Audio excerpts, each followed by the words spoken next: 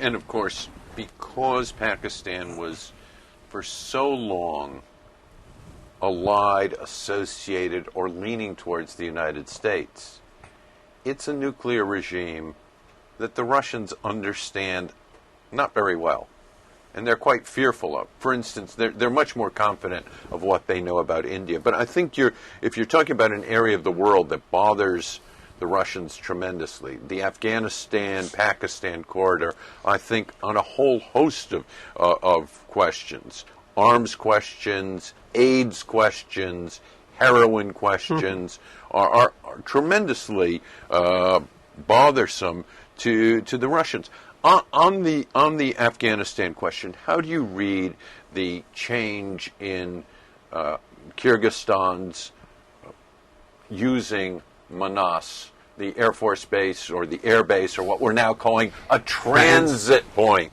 Were the Russians seriously trying to take the Americans out, or was this all a get the dollar price up maneuver? Well, look, first, I think it's no secret that for several years the Russians have been uncomfortable with the American military presence in Central Asia. You remember the declaration by the Shanghai Cooperation Organization 4 years ago talking about the withdrawal of military bases outside powers from the region. And although Moscow claims that it was not behind the original decision on Manas earlier this year, it's clear that the Kyrgyz themselves were thinking about Moscow, their relationship with Moscow, when they decided to do this.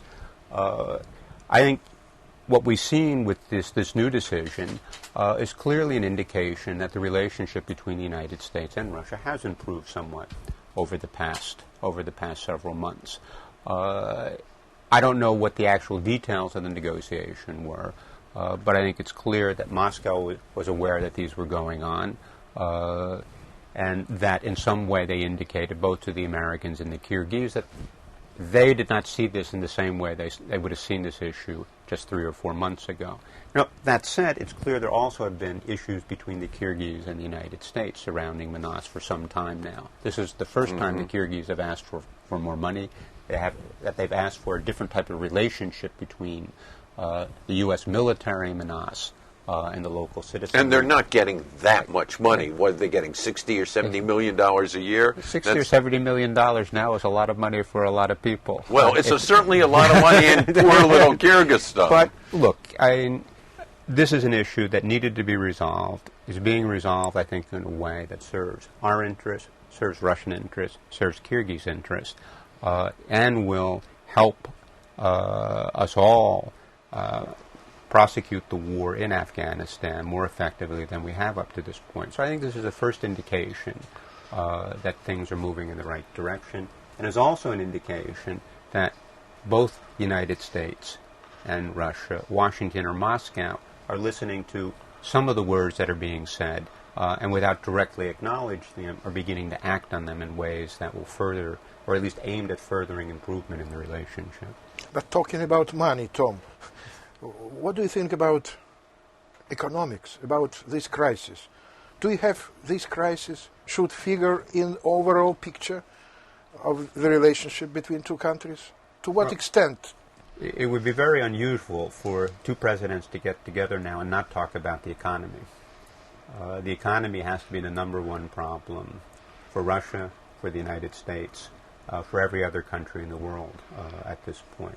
So I think there will be some discussion about that. Now, it's clear that the United States and Russia can't resolve this problem on their own. This is something that's going to require the efforts of leading economies around the world. But what Russia and the United States can do, what President Obama and President Medvedev can usefully do, is discuss possible ways of dealing with this issue. One of the big issues out there right now is protectionism. And we're seeing protectionism grow everywhere, in Russia, in the United States, in Europe, elsewhere. Some sort of commitment to try to press back against that type of sentiment around the world, and specifically in the United States and Russia, I think would be a useful way of sending a signal that both Russia and the United States are still committed to an open global economy, that they believe this is good for each of their countries, but also, more importantly, for the world as a whole.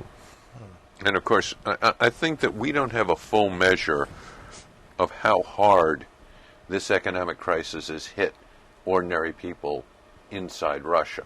It's not like the crisis in '98 where people went running to the banks and desperately wanted their money. The crisis is every day when people go to the grocery store and they're suffering from something we haven't experienced yet. Rampant inflation. The price goes up from week to week. And Medvedev and Putin really haven't been able to control this yet. And I'm not sure we have the tools to teach them in their mixed up economy just how to do it. But, there is anger in the generalized population in Russia about the crisis and about America starting it. And I don't know what we do about that, but there is anger at America for starting it. It's diffused anger, but it's there. Well, but look, you have to remember that Russians aren't the only people that think this way. And there are actually quite a number of Americans who may not blame America, but certainly have their sights on people on Wall Street, perhaps in Washington, as people who should have been able to foresee the consequences of some of the policies of the past several years and done something to alleviate the depth of the reception that we're now experiencing. What Obama has to do, what President Obama has to do in Moscow, in his conversations with the Russian leaders and also with the Russian public, he will be speaking publicly on at least one occasion in Moscow, is to acknowledge the dimensions of the crisis. I think acknowledge that certainly the United States had a role in precipitating this crisis. But if we spend all our time trying to figure out who to blame, we're not going to answer the question of что делать? What do we need to do at this point in order to get out of the crisis in a way that helps the economy to grow? Now, I think it's also is useful if an American president in Moscow also acknowledges the difficulties there, that he understands that this is happening, that he understands that are difficult situations for Russians, that we see no gain for the United States in this, and that the real goal of U.S. policy, U.S.-Russian relations, is to end this crisis as quickly as possible in a way that is as favorable for growth in both countries. And what I think the presidents could usefully do in their private conversations is examine different types of policies, different types of approaches. What have they found has worked? What hasn't worked? What could we possibly do in bringing important policymakers together, Russian and American, in understanding how we get out of this crisis together?